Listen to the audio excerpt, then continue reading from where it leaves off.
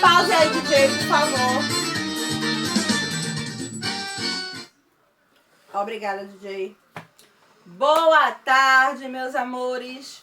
Como vocês estão? Já estão no clima de São João? Bruno, Juan, dançar forró em casa esse ano, viu? Não é pra estar fogueteando pela rua, não. Muito bem. Na aula de português dessa semana, nós vamos trabalhar o nosso livro de gramática, certo? Então vamos lá. Página 27 do livro de gramática. Nós temos a atividade de ortografia. Então vocês têm aí um textinho, certo? E vocês vão trabalhar palavras escritas com LH e com LI. Às vezes a gente confunde quando vai escrever algumas palavrinhas e onde era LH a gente coloca LI. Por exemplo, quem nunca escreveu família com LH, mas família é L-I-A no final, certo? Então a atividade de ortografia é essa, o uso do LH e do LI. Na página 28, nós temos o conteúdo de sinais gráficos. Que são os sinais gráficos? Que se juntam às letras para facilitar a representação de fonema. Então, os sinais gráficos, junto com letras, podem ser com as vogais ou com as consoantes, eles vão auxiliar nos fonemas, nos sons das sílabas, das letras e das palavras. Então, quais são os sinais gráficos que a gente tem? A gente tem o C cedilha, ou o cedilha, que junto com o C se torna o C cedilha. A gente tem o tio, que é aquele que vai em cima do ão. A gente tem o acento agudo, o acento circunflexo, o acento grave, que a gente usa quando o A é craseado, certo? Nós temos o trema, que está meio em desuso, mas existe o trema, o hífen e o apóstrofo. Então, a gente vai ver o uso de cada sinal gráfico desse, certo? Primeiro sinal, emprego do cedilha. Quando é que a gente usa C cedilha, certo? Ela é utilizada, a cedilha a gente usa na letra C, diante de A, de O e de U. Só vai ter cedilha na letrinha C, diante das vogais, quando a letra C está acompanhada da vogal A, O e U. Por que, tia Jana? Porque um C, junto com o E junto com o I, ele já tem o sonzinho de S. Cidade, cemitério. Então, já tem o som de S. Mas o C, junto do A, do O e do U, ele tem o som de K, de que, o fonema. Então, ele precisa de um cedilha para transformar o sonzinho dele de que em C. Por exemplo, laço. O C do laço, ele precisa do cedilha, certo? O emprego do tio. O tio é colocado em cima do A ou do O para indicar um som nasal. Um som que sai do nariz, um som mais fechado. Então, coração, para fechar o sonzinho do A ou do O. O emprego do acento agudo.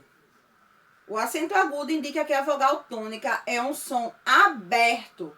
Quando eu digo água, o som do A é bem forte. Quando eu digo égua, o E é bem aberto, bem forte. Régua, o som é bem forte, aberto. O emprego do acento circunflexo. O acento circunflexo indica a vogal tônica e o som fechado dessa vogal. Então, quando a gente usa o sinal de agudo, o E fica aberto. Né? Égua. Quando eu boto um sinal circunflexo, esse E vai ficar fechadinho. Por exemplo, aí ele dá, ó, êxito. Então, o E não é êxito, certo? Astrônomo, não é astrônomo, é astrônomo. O som do O fica mais fechado, certo? A gente não pode usar acento circunflexo, olha essa dica importante. A gente só usa o acento circunflexo no A, no E e no O. Não usa acento circunflexo no I e no U. Ok? Emprego do acento grave, que é o acento que a gente usa na crase. Preste atenção aí nesse conteúdo. O acento grave indica a crase, que é o encontro de duas letras A, sendo uma preposição a e a outra o artigo feminino ou um pronome. Por exemplo, fui a festa. Se eu digo que eu fui a uma festa, eu digo fui à festa. O verbo fui, ele precisa de um complemento. Eu não posso dizer eu fui. Eu fui para onde?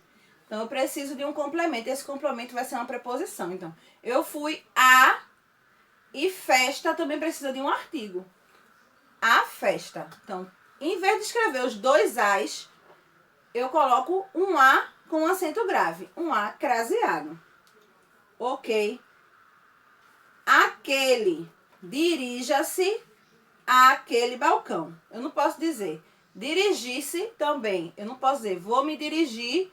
Eu preciso me dirigir a algum lugar. Eu preciso desse azinho aí. Então, aquele. Para juntar tudo, eu vou usar um acento grave. Vou usar um acento grave. Eu vou crasear esse aquele. Não dê atenção àquilo, a mesma coisa. Para juntar o a e o aquilo, para não ficar aquilo, fica um sonzinho estranho, né? Se eu disser, não darei atenção a aquilo. Então, para juntar os dois, eu utilizo um acento grave em aquilo e fica um só. Ok? Em alguns casos, a preposição junta-se aos pronomes demonstrativos da seguinte forma. Olha aí, de acordo com o exemplo que ela deu. Aquele ou aqueles, aquela ou aquelas e aquilo. Ok? Emprego do hífen. O hífen é usado nas palavras compostas que designam nome de plantas e animais, estejam ou não ligadas por preposição, ou qualquer outro elemento. Assim como havia certas alternâncias no uso do hífen nesse caso, o novo acordo ortográfico uniformou a grafia. Tinha palavras que no português do Brasil tinha hífen e no português de Portugal não tinha. Então resolveu com um acordo ortográfico que aconteceu, todo mundo agora escreve igual. O fonema, o jeito de falar do português de Portugal e do português aqui do Brasil, ainda é um pouquinho diferente. Se vocês assistirem filmes ou nas novelas que tem aqueles personagens português, aí você nota a diferença no sotaque. Mas a forma de escrever, depois do acordo ortográfico, é a mesma. Então, ele dá aí alguns exemplos de quando a gente usa o hífen, certo? Com o novo acordo ortográfico, o hífen só será usado em palavras formadas por prefixos ou falso prefixos. Por exemplo, ante, contra, pré, gel, neo.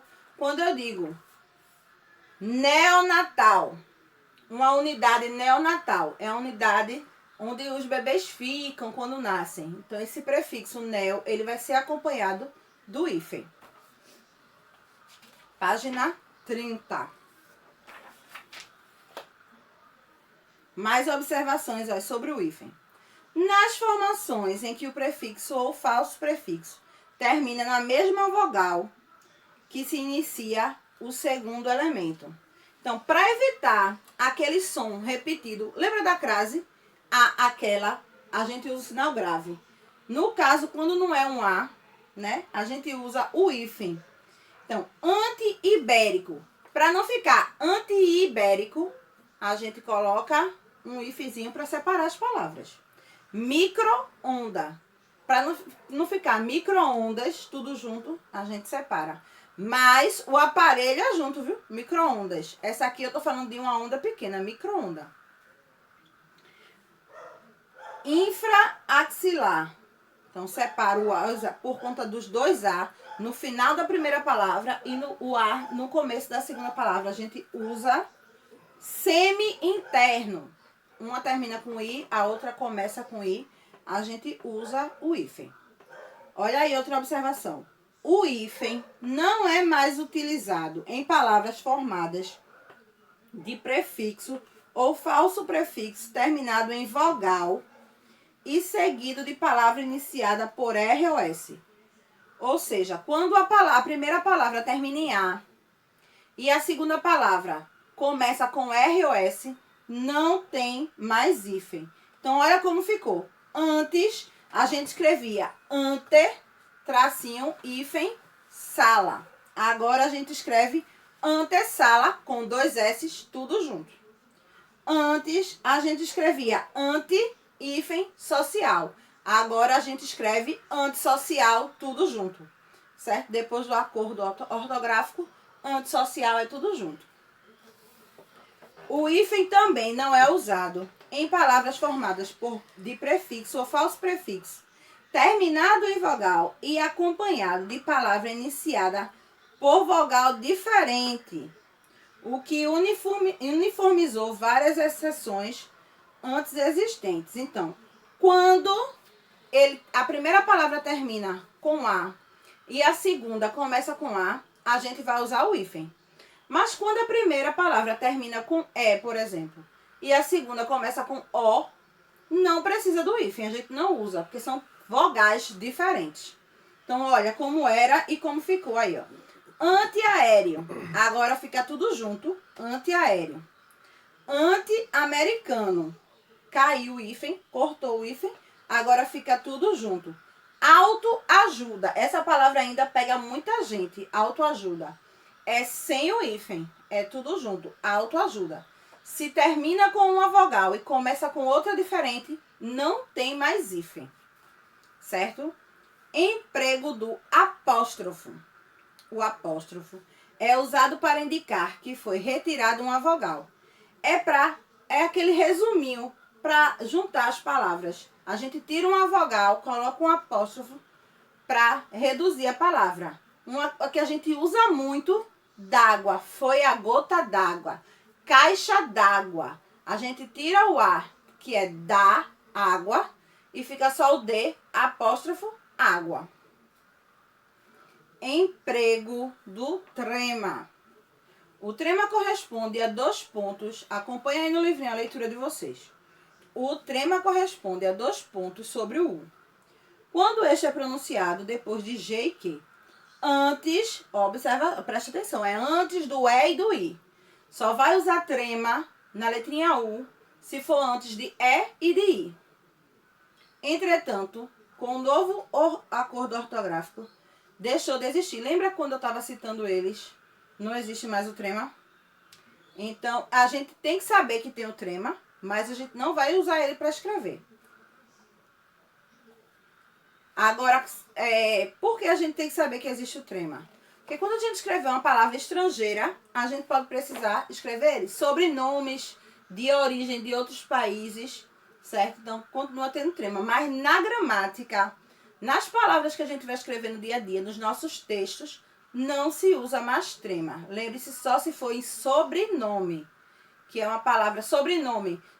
Sobrenome e nome é muito relativo, por quê? Tem nome que tem acento, tem nome que não tem acento. Por exemplo, o meu nome.